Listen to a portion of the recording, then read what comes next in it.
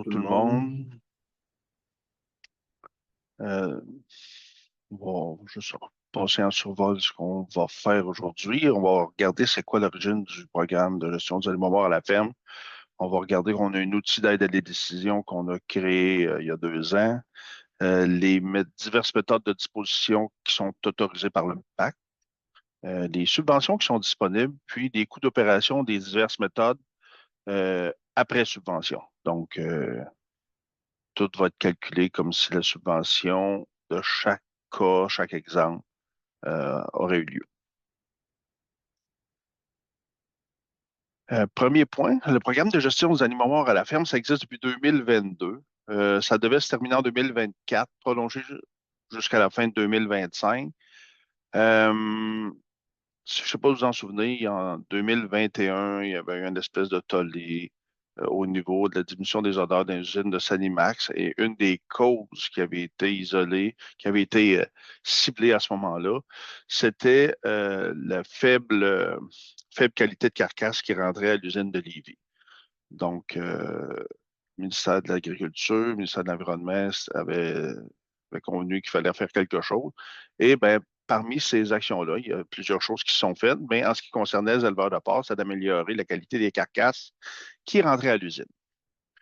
Donc, on a, on, on a, on a été un petit peu plus large que ça. Donc, on voulait améliorer les pratiques existantes parce qu'il y a des pratiques à l'heure actuelle qui sont je dirais, à améliorer. On voulait améliorer la cohabitation par des pratiques plus responsables. Donc, on a été plus loin que seulement, à un moment donné, la manipulation des animaux morts.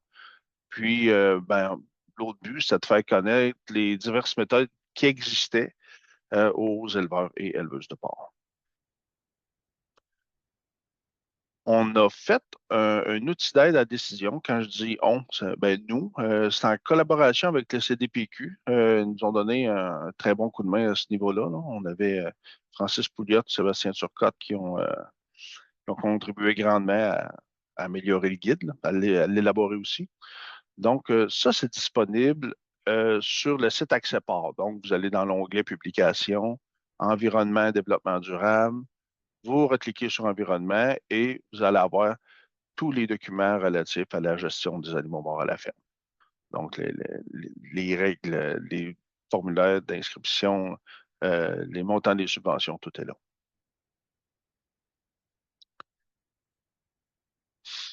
Parmi les façons de faire qu'il faut composer avec les animaux morts, la première des choses, c'est le règlement des aliments au niveau du MAPAC. Donc, c'est ce qui régit les méthodes de disposition des viandes non comestibles. VNC, c'est pour viande non comestible. Et c'est eux qui vont délivrer le permis de compostage.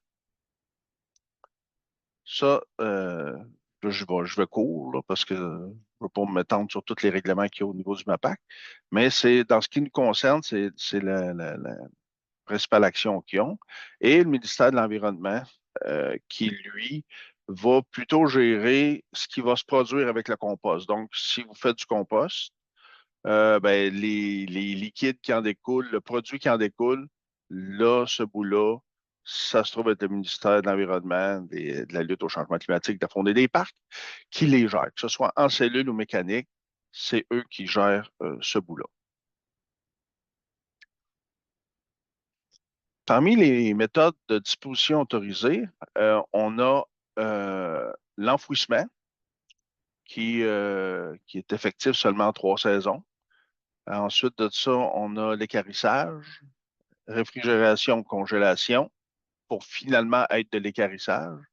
On a le compostage et on a l'incinération. C'est les 5 items, méthodes qui sont autorisées par le MAPAC. Quand on parle d'enfouissement, là, j'ai mis une super de grosse poche de chaux à droite, là. Enfouissement, ça veut dire aussi de la chaux. C'est pas juste de mettre l'animal enterré, là. Il y a des règles qui suivent, là.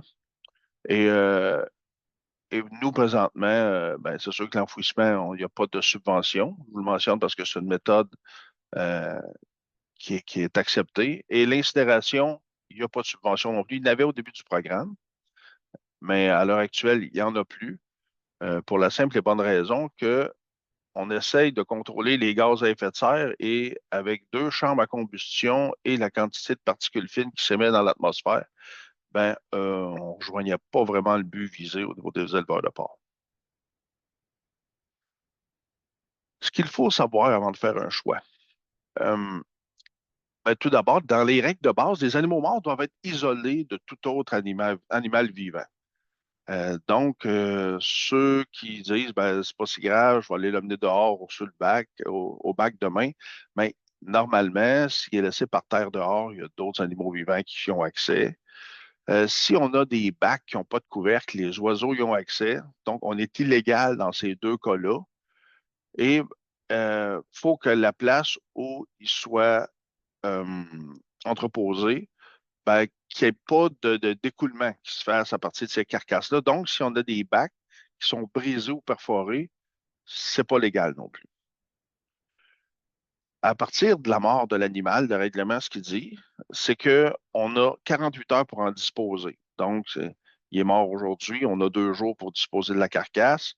Et quand on parle de disposer, c'est soit réfrigéré, congelé, composté ou envoyé hors du site, idéalement par écarisseur.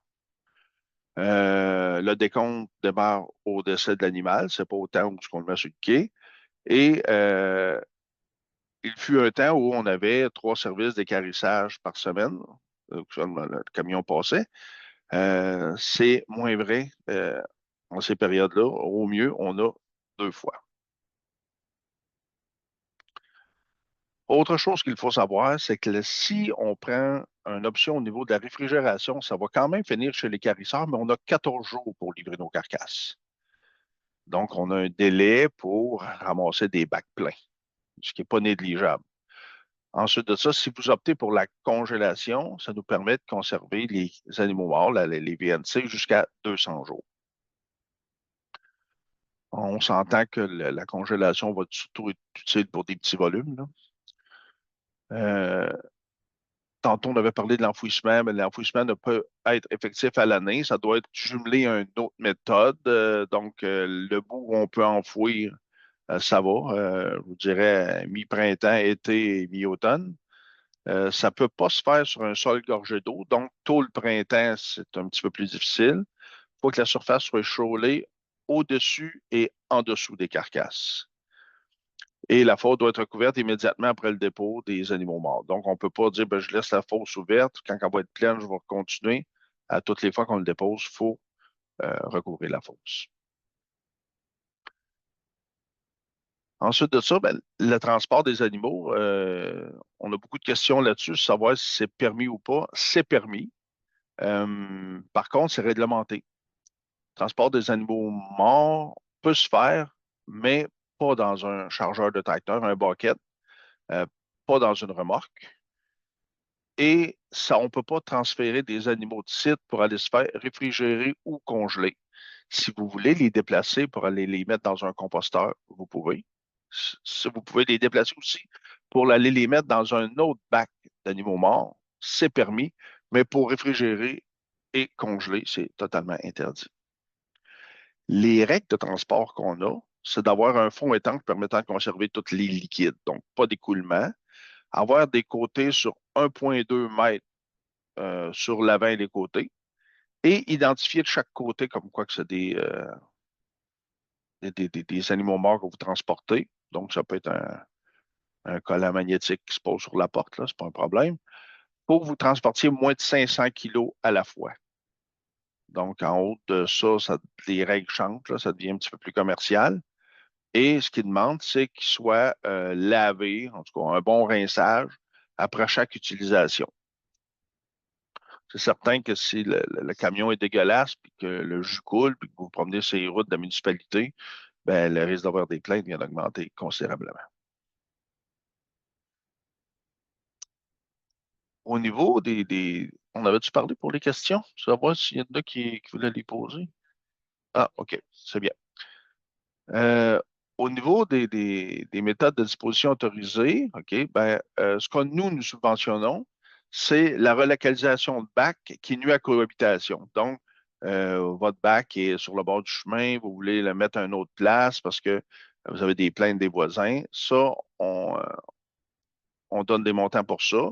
Les écrans visuels qui permettent de limiter la vue des bacs. C'est sûr que si votre bac est à 200 mètres de la rue, puis vous voulez un écran visuel à 200 mètres de la rue, plus difficilement justifiable, mais on a beaucoup qu'on a autorisé. L'achat des bacs d'animaux morts sont autorisés, mais pas pour n'importe quelle condition. Donc, un, pour des producteurs qui n'en ont pas. Et deux, il y a des bacs qui existent qui n'ont pas 2 verges cubes. Là. Ils contiennent à peu près 75 de ce volume-là. Ben, eux, ceux qui veulent s'en aller pour des bacs de 2 verges, on a du financement pour les bacs d'animaux morts. Installation, agrandissement ou, je dirais, ajout là, pour avoir des espaces réfrigérés. Je disais ajout parce que on subventionne congélation, réfrigération et bacs réfrigérés, mais ceux qui ont des morgues qui sont présentement fonctionnelles et qui veulent rajouter une unité de réfrigération, on subventionne l'unité de réfrigération aussi. Et finalement, ben, achat, construction de composteurs, que ce soit mécanique ou en cellule, là. Donc, pour ceux qui avaient une autre méthode avant. C'est sûr que si vous avez déjà une façon de fonctionner et vous voulez qu'on renouvelle la même façon de fonctionner, pour nous, c'est plus vu comme de l'entretien que pour l'améliorer, la gestion des animaux morts. Donc, on fera pas, il n'y aura pas de subvention qui va se donner pour l'entretien du matériel. Comment choisir la meilleure méthode? Bon, mais ça, c'est propre à vous, là, parce que chaque situation est particulière. Mais les premières étapes, ben, c'est d'évaluer la quantité de viande non comestible que votre élevage produit. C'est le point de base. Euh, la deuxième chose qu'on vous suggère, c'est d'aller valider avec l'arbre de décision que nous avons dans le guide. Euh, on va voir un exemple plus loin, là. Et peser le pour et le contre pour les méthodes qui vont être suggérées. Euh, Souvent, à un moment donné, c'est pas toujours la moins chère qui est la meilleure. Et faut que vous soyez à l'aise avec la méthode aussi, là. Ceux qui choisissent de faire du compost, ben, c'est au moins 3 fois par semaine aller prendre des températures et il faut s'assurer que la température à l'intérieur du composteur continue de bien évoluer. C'est pas quelque chose qu'on met là, qu'on s'en occupe pas, là. C'est du matériel vivant pour valider que les bactéries font des ouvrages. Premier exemple, c'est que supposons qu'on a un finisseur de 125 truies. Vous allez retrouver dans nos documents, quand je vous parlais tantôt au niveau d'accès-port, calculateur qui vous permet de déterminer combien de viande comestible vous avez. Donc, dans ce cas-là, pour 125 truies, on met 125 au niveau des maternités et on ne met rien ailleurs. Il va calculer tout le volume. Et là, on voit qu'au niveau maternité, au niveau pouponnière, au niveau engraissement, on produit grosso modo 17 230 kilos par année et on se donne une marge de 20 pour être capable de prendre des surplus de production. Donc, si, si à un moment donné, on prend un volume trop serré, ben, on n'aura pas de marge de sécurité. Le bac va être trop petit 2 semaines sur 3 et on ne pourra pas bien fonctionner. Les composteurs vont être trop petits. Donc, il faut se garder une marge de manœuvre. Et à ce moment-là, ben, on se donne une marge de 20. Donc, le 17 230 ressemblerait plus à 20 700 kilos pour faire vos calculs. Une fois que vous avez établi votre quantité de viande non comestible, on a dans notre outil d'aide à la décision des questions qui se posent. Donc, on a un arbre de décision. La première question, c'est qu'est-ce que le site est uniquement en pouponnière? Dans notre cas, non. Est-ce que c'est un site en rotation? Laisseur finisseur, il y a des bonnes chances. Oui. Est-ce que le site est isolé, nécessite un sanitaire élevé?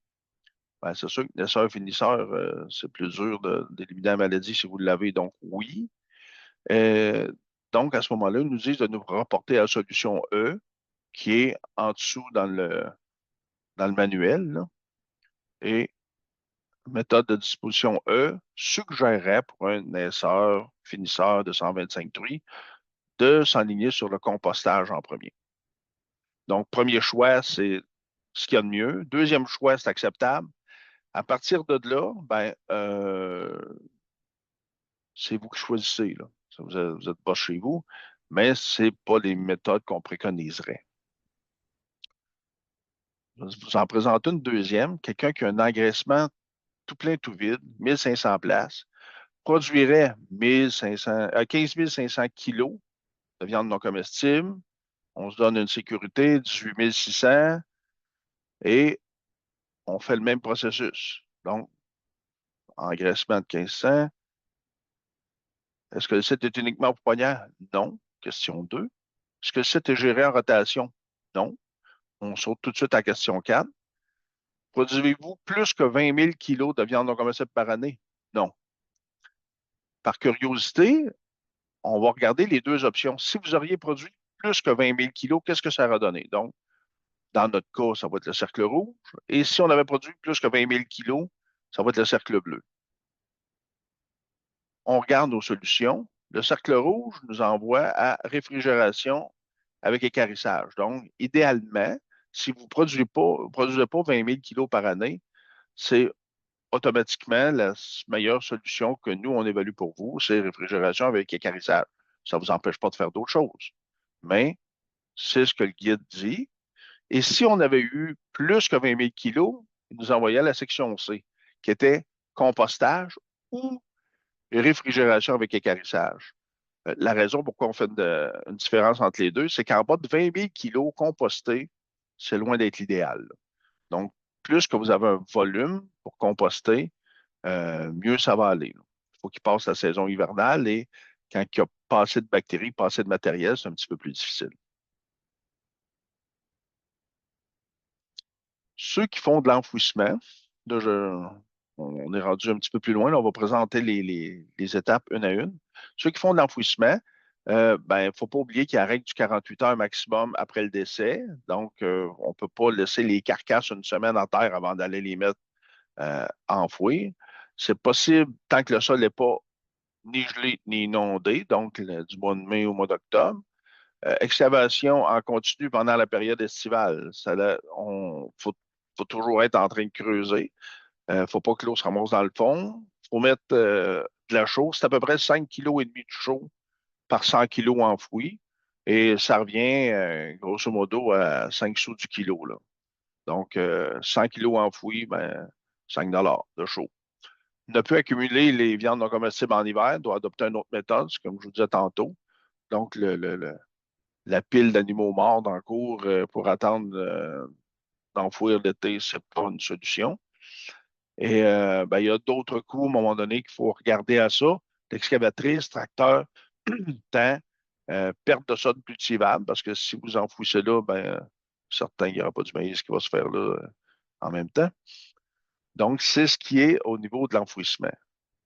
Quand on regarde au niveau de l'équarrissage, on a 3 compagnies de transport qui ramassent en province, mais ça s'en va tout dans les usines de Sanimax.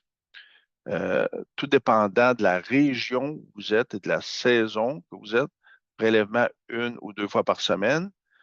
Et si vous avez des calculs à faire en nombre de bacs que vous avez besoin, là, ben, c'est toujours de prendre vos 2 plus grosses semaines estimées, là. Et le bac ne doit pas être percé, les couvertes doivent être présents et fermés, et les bacs devraient être hors de vue des voisins passants idéalement. Bon, si le bac est fermé, que les voisins voient un bac fermé, c'est toujours moins pire. On va prendre pour acquis qu'il n'y aura jamais une patte ou quoi que ce soit d'autre qui va sortir du bac. Au niveau de réfrigération, congélation, dans la très grande majorité des cas, ça va être la méthode la plus économique lorsque subventionnée. Euh, donc, pour les pouponnières, c'est la congélation que la cote parce que ça vous permet d'accumuler pendant, je dirais, quasiment 2 mois les animaux morts. Puis quand vos 2 congélateurs, supposons que vous mettez 2 congélateurs chez vous, et ben, quand vous videz vos 2 congélateurs, ben, vous allez avoir le bac plein. Et ben, au niveau au niveau du coût d'équarrissage, ben, vous allez être pas mal au minimum. Et pour les fermes en tout plein tout vide, la réfrigération est souvent le meilleur choix. Les exigences du programme, ben, c'est d'avoir un espace suffisant pour loger les animaux morts, pour avoir le nombre de bacs nécessaires, avoir une unité de réfrigération qui va baisser la température à 4 degrés et avoir une chambre de réfrigération suffisamment isolée. Souvent, le problème qu'il y a, c'est que les, euh, les unités de réfrigération ont quand même une bonne capacité, mais l'isolation des chambres, non. Donc, en augmentant l'isolation, ben, on a besoin de moins de capacité de réfrigération et votre appareil va s'user moins vite. Donc, l'isolation est très importante dans ce cas-là. Si les projets ne sont pas conformes, nous ne l'autoriserons pas. Donc, si on n'a pas la certitude que l'isolation, la quantité de viande non comestible qui rentre dedans et l'unité de réfrigération euh, peuvent faire le travail auquel c'est destiné, ben, si on n'a pas de certitude, le projet n'ira pas de l'avant. On se garde quand même une analyse à faire. Nous, ce qu'on veut, c'est que ce qu'on émet comme versement, ce soit des projets qui sont fonctionnels euh, et aujourd'hui et dans 10 ans. Là. Donc, tout ce qu'on veut, c'est subventionner de la réussite. Une chose au niveau de la réfrigération, les bacs réfrigérés, là, on ne voit pas l'unité de réfrigération qui est normalement sur le couvercle. Ça fait un bon travail. Malheureusement, toutes les fois que l'équarrisseur vient, ben, il faut enlever le couvercle. Et ben, on se trouve comme un petit peu brassé de l'unité de réfrigération. Il faut y aller doucement. Euh, Ça a été créé pour la volaille, ces bacs-là. Ça fait aussi pour le porc. Pour les truies, ben, on oublie ça parce qu'il faut quand même qu'il passe par la porte, là, l'animal. Et pour les porcs à l'engrais, début d'élevage, mi-élevage, ça va très bien. Fin de l'élevage, ben, ça dépend à quel point vous livrez à l'abattoir parce qu'il y a une limite à rentrer ça par la porte. Là. Mais le principe est excellent. Au niveau du compostage, il y a plusieurs étapes pour se prémunir du composteur. Ben, ça prend un permis d'équarrissage du MAPAC, comme j'ai mentionné tantôt. Ça prend l'élaboration de plan de vie, OK, qui est demandé par le ministère de l'Environnement pour décrire le procédé, le protocole à suivre. Euh, Puis ensuite de ça, il faut obtenir une déclaration de conformité. Donc, le compost produit doit avoir plus de 25 de cécité, de 25 de matière sèche. Donc, s'il passe trop vite à l'intérieur du composteur, s'il est immature, il ne sera pas assez sec. Donc, il faut s'assurer que le temps de maturation est suffisant. Les liquides générés ne doivent pas quitter le composteur. Vous allez voir des photos tantôt, là, mais vous allez voir que les photos ne sont pas bonnes justement à cause du problème liquide. Les surfaces d'entreposage doivent être étanches. Puis, il faut avoir en tout temps moins de 150 mètres cubes de matière compostée sur le site. C'est un très gros volume. Là. Il n'y a pas beaucoup de monde qui sont capables d'atteindre ça, 150 mètres cubes. Ensuite de ça, il faut respecter les distances des puits et des cours d'eau. Si le projet n'est pas conforme, encore là, on ne l'autorisera pas. Donc, si vous voulez vous en aller sur une solution de compostage, ça va prendre la bonne dimension de composteur.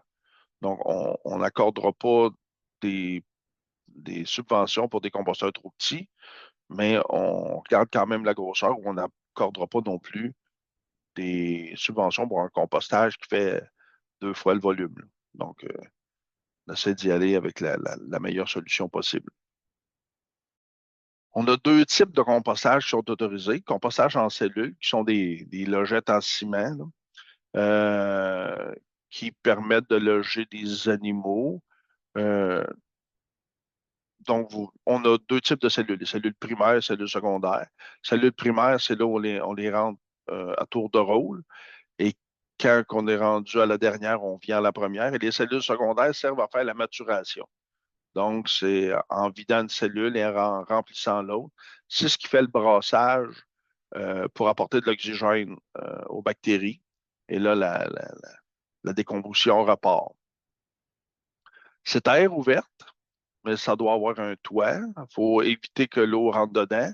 Et s'il y a de l'eau qui est émise, qui sort, il faut qu'elle soit capable de le retenir. Donc, il y a une pente vers l'intérieur pour éviter que l'eau sorte.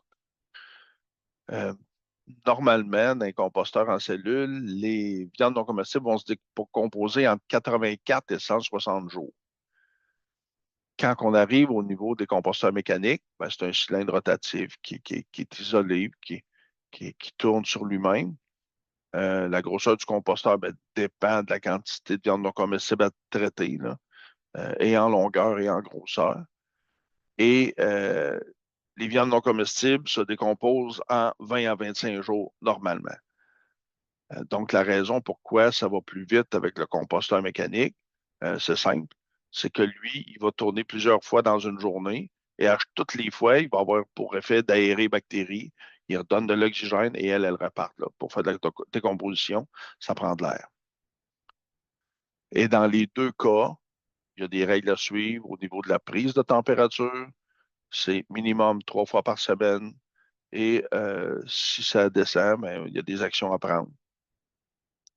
Et la plupart du temps, je dirais, le substrat, c'est de la ripe.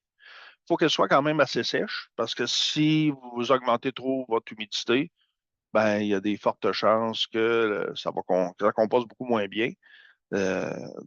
Quantité de ripe, quantité d'humidité, quantité d'air, avec ces trois composantes-là, on est capable pas mal de repartir le composteur. Compostage en cellule, les photos sont non conformes quand je vous disais tantôt qu'il n'est pas en mesure de euh, conserver son eau. Et en temps normal, on ne doit pas avoir trop de fente en avant pour empêcher les, euh, les rongeurs et autres animaux d'y accéder, là.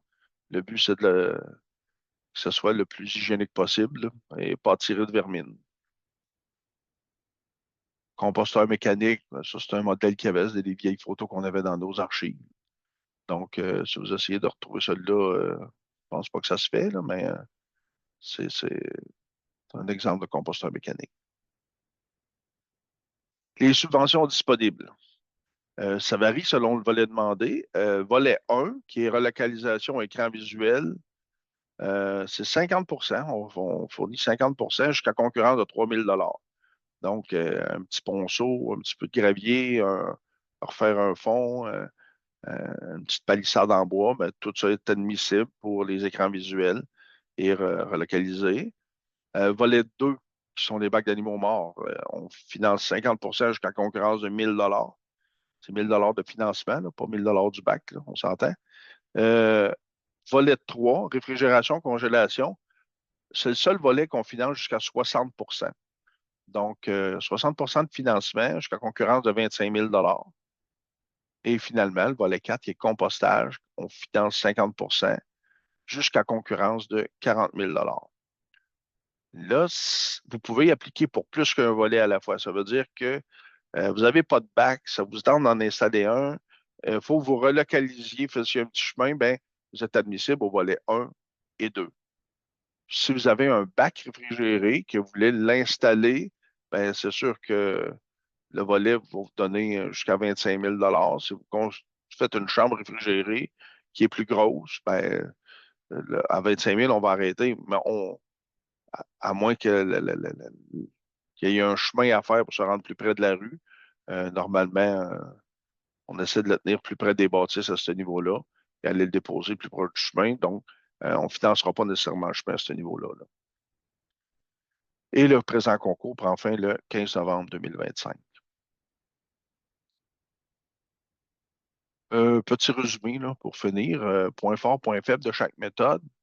Euh, ben, si on y va par point faible, on a l'incinération qu'au niveau environnemental qui n'est pas très bien perçu, loin de là. On a l'enfouissement plus réfrigération, mais l'enfouissement au niveau environnemental, euh, ça m'est arrivé de voir en mon eau de vie du monde qui faisait de l'enfouissement. J'ai pas vu souvent des poches de chaux, par contre. Donc, ça, ce bout-là, c'est là qui vient rendre le beau enfouissement moins glamour. Et l'équarrissage seul, au niveau cohabitation, c'est pas non plus ce qu'on souhaite, là. Donc, ceux qui font de l'équarrissage seuls, s'ils peuvent rajouter de la réfrigération, ça fait passer du rouge au vert, là. Souvent, à un moment donné, les gens ne le voient pas, le bac, donc ça a une tendance à avoir une meilleure acceptabilité jusqu'à temps que les vents changent de bord. Là, ça s'accepte un petit peu moins à ce moment-là. Les coûts d'opération des diverses méthodes, ça, c'est le revient après, une fois que la subvention est appliquée, là, combien ça coûte opérer, c'est peut-être petit un petit peu, là, mais combien ça coûte opérer, ben, si on regarde l'équarrissage tout seul, ben, c'est quand même assez dispendieux. Ben, assez dispendieux, hein. 33 sous pour une maternité de 100 truies, 20 sous pour une maternité de 1500 truies. La raison est simple, pourquoi il y a une grosse différence, c'est que la maternité de 1500 truies ben, est capable d'avoir des bacs beaucoup plus pleins que la maternité de 600 truies quand ça passe une fois par semaine, là. Mais quand on arrive sur la réfrigération, vous voyez que le 33 sous diminue à 19 sous s'il y a de la réfrigération. Donc, le fait d'avoir des bacs plus pleins, ça aide.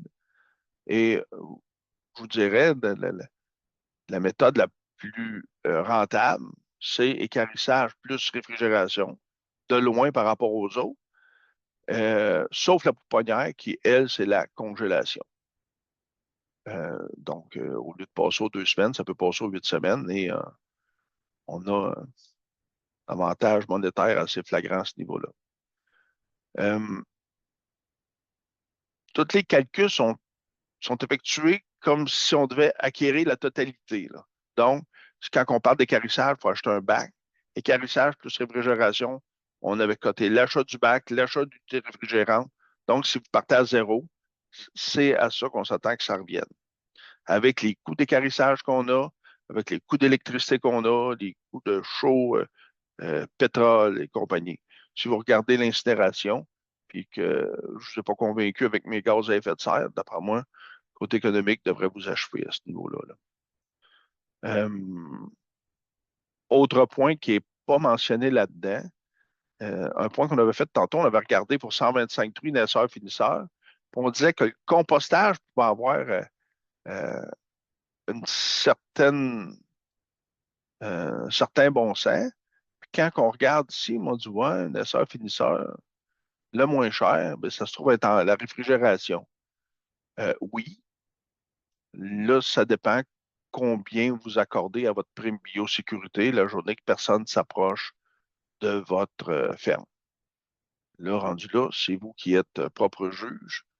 Donc, à proprement dit, l'équarrissage peut devenir, avec réfrigération, peut devenir le moins cher. Quand on met l'aspect santé, on va vous laisser faire vos calculs. Ce ne sera pas à moi de le faire. Par contre, si vous avez besoin d'aide, ça va nous faire plaisir de vous aider. Pour déposer une demande, ben, il faut compléter les formulaires qui sont accessibles sur Accès-Port. On demande d'inclure les documents pertinents, soit budget, soumission. Et s'il y a d'autres documents au niveau des dessins de localisation, nous dire comment ça fonctionne. Puis, si vous avez besoin d'aide pour des calculs ou quoi que ce soit, ça va nous faire plaisir de vous aider et d'avoir votre projet se réaliser. Rendu à la période de questions. Merci Yves, c'était super intéressant, vraiment. Donc, on est à la période de questions. Je vais vous laisser aller. On a une première question avec Mathieu Baudry. Oui, allô, c'est Marie-Ève, Marie-Ève Baudry. Donc, moi, j'avais une question, M. Garceau, quand je suis dans le fichier Excel pour déterminer le poids des viandes non comestibles porc. Tu sais, c'est juste que là, dans le fond, il y a plusieurs pages, là. Tu sais, sur la première, je rentre le modèle. Oui, Après ça, ça me donne la sécurité, là, comme vous avez dit, plus le 20. oui, Tu sais, c'est juste qu'après ça, mettons, si je fais une soumission pour un composteur mécanique, c'est celui, la sécurité plus 20 c'est ce VNC-là que j'envoie pour ma soumission. exact. OK, parce que je voyais dans les autres pages, mais par exemple, qui étaient peut-être plus pour de l'équarrisseur ou autres, là, qu'on recalculait, mettons, pour une maternité, t'es-tu au banc aux 1, 3, 4 semaines, facteur de correction de 40. Ça sera pas pertinent dans ma situation si c'est pour une maternité. quand même ou je dois en Euh, tenir compte? On dirait que j'arrivais pas au même. c'est quand qu'on veut, quand qu'on veut calculer aux 2 semaines. C'est là qu'on l'avait fait pour avoir le 20 pour être capable de savoir combien de nombre de bacs ça nous prendra aux 2 semaines. Donc, je vais vraiment travailler finalement avec la sécurité plus 20 finalement. Vu que moi, ça va être au quotidien, puis ça serait pour 2 semaines, par exemple. Exact. Ben, nous, c'est avec ça qu'on travaille. OK, parfait. C'est gentil, merci beaucoup. Merci. Donc, on a le temps pour d'autres questions. N'hésitez pas à lever la main. Donc, je n'ai pas de questions pour l'instant. Comme j'avais écrit aussi un petit peu plus tôt là, dans le chat, la rencontre, la conférence va être disponible aussi sur Internet. On va vous envoyer le lien via le flash aujourd'hui. Je vois une autre question, peut-être encore la même personne, ou je vais lui redonner la parole juste pour être certaine que c'est peut-être une autre question. Oui, j'avais OK. j'avais une autre question. En fait, je voulais savoir à peu près, on peut s'attendre à quoi comme délai de traitement de la demande actuellement là, avec les demandes que vous avez? Ça va s'accélérer. On a eu comme un petit ralenti à cause de BDR qui appelle, là, et l'AGA. Donc, on a toute l'organisation qui avait été mise à contribution. Normalement, je vous dirais 2, 3 semaines, ça devrait se régler incessamment. Là. Super, merci beaucoup. Bienvenue. Merci beaucoup, Madame Baudry. Donc, je ne vois pas d'autres questions. Ceci met fin à notre webinaire. Merci, Yves. Et puis, on vous souhaite une belle fin de journée.